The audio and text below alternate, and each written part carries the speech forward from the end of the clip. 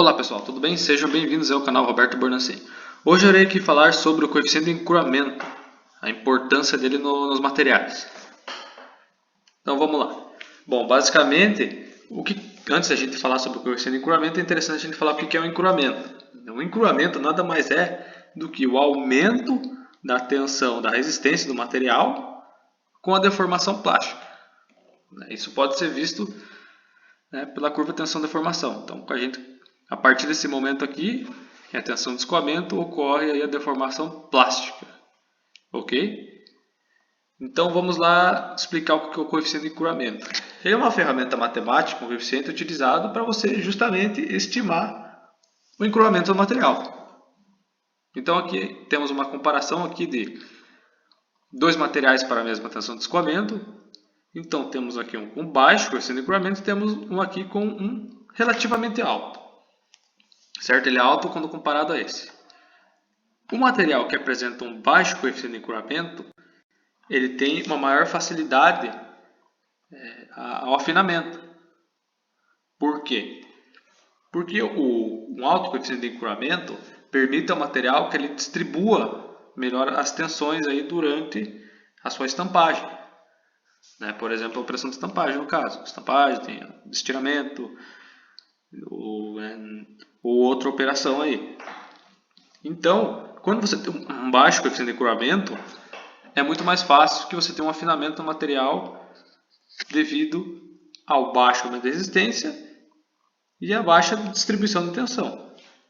Só lembrando que existem várias formas de aumentar a resistência do material, uma delas pela movimentação das discordâncias, outra por efeitos que são inerentes de determinados aços, por exemplo, os aços tríplicos, os aços twigs, existem várias classes aí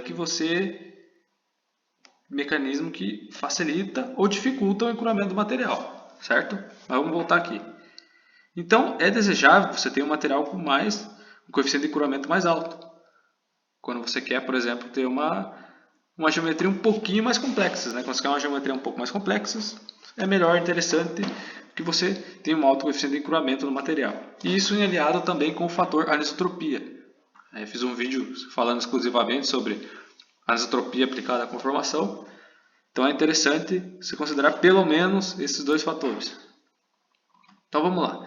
Então temos aqui um gráficozinho de três aços distintos de mesma tensão do escoamento.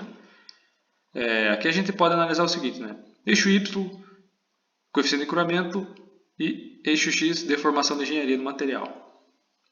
Então vamos lá.